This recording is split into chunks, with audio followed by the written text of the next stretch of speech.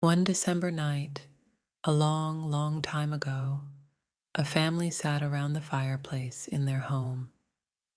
A golden light from the fire filled the room. The mother and father laughed at something their oldest daughter had just said. The girl was 17, much older than her little brother and sister, who were only 5 and 6 years old. A very old woman, the family's grandmother, sat knitting in the warmest corner of the room, and a baby, the youngest child, smiled at the fire's light from its tiny bed.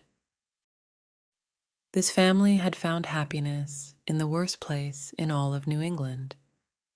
They had built their home high up in the White Mountains, where the wind blows violently all year long. The family lived in an especially cold and dangerous spot. Stones from the top of the mountain above their house would often roll down the mountainside and wake them in the middle of the night. No other family lived near them on the mountain, but this family was never lonely. They enjoyed each other's company and often had visitors. Their house was built near an important road that connected the White Mountains to the St. Lawrence River. People traveling through the mountains in wagons always stopped at the family's door for a drink of water and a friendly word. Lonely travelers crossing the mountains on foot would step into the house to share a hot meal.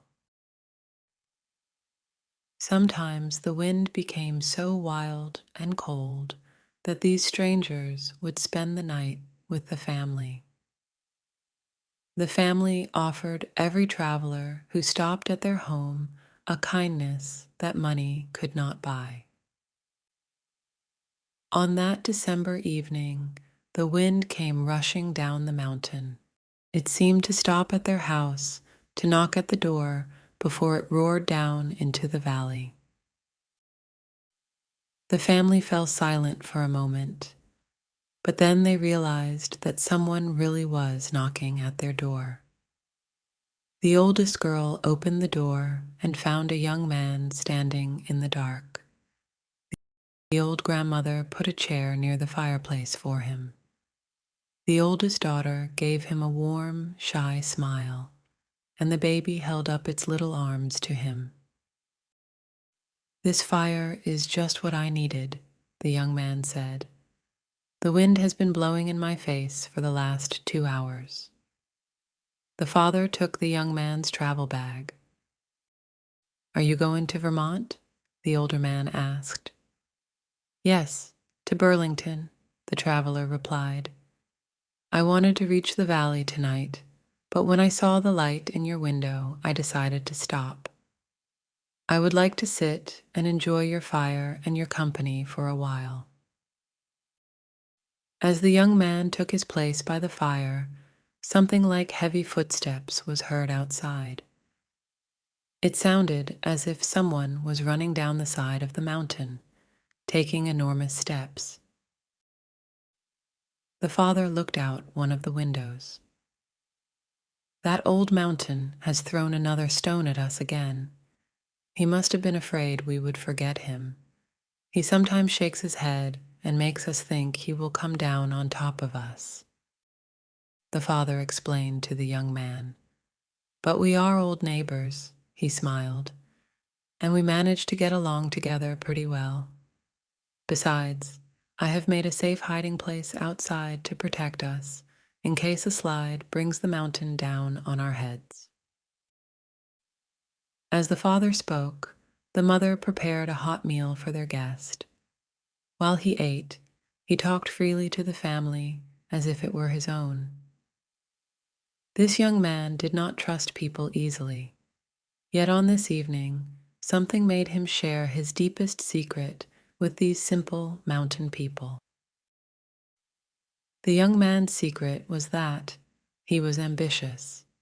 He did not know what he wanted to do with his life yet, but he did know that he did not want to be forgotten after he had died. He believed that sometime during his life, he would become famous and be admired by thousands of people. So far, the young man said, I have done nothing. If I disappeared tomorrow from the face of the earth, no one would know anything about me. No one would ask, who was he? Where did he go? But I cannot die until I have reached my destiny. Then let death come. I will have built my monument. The young man's powerful emotions touched the family. They smiled. You laugh at me, the young man said, taking the oldest daughter's hand. You think my ambition is silly. She was very shy, and her face became pink with embarrassment. It is better to sit here by the fire, she whispered, and be happy even if nobody thinks of us. Her father stared into the fire. I think there is something natural in what the young man says, and his words have made me think about our lives here. It would have been nice if we had had a little farm down in the valley, some place where we could see our mountains without being afraid they would fall on our heads. I would have been respected by all our neighbors, and when I had grown old, I would die happy in my bed. You would put a stone over my grave so everyone would know I lived an honest life.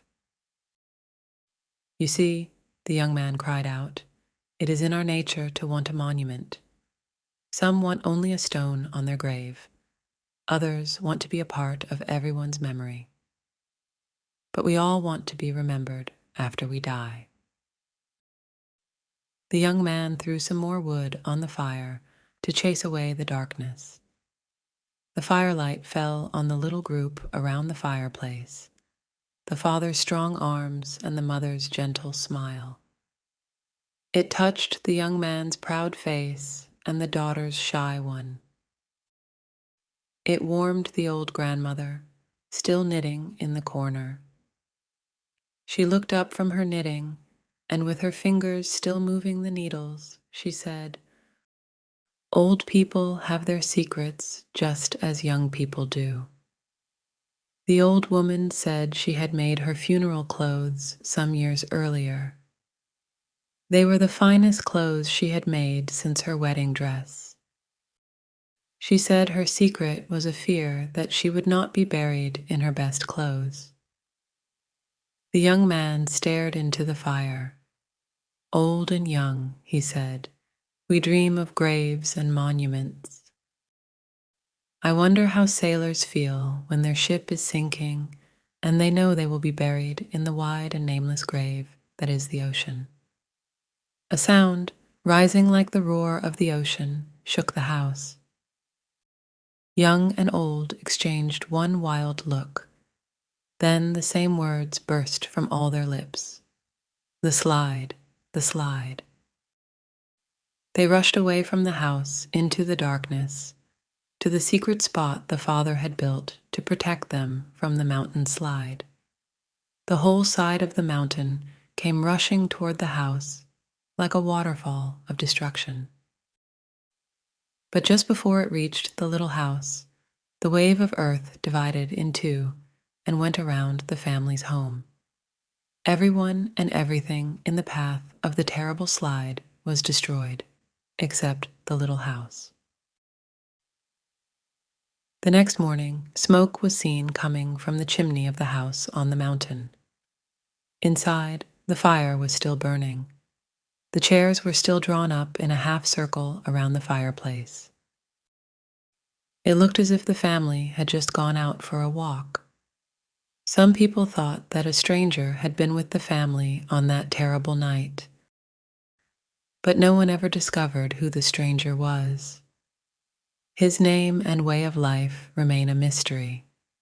His body was never found,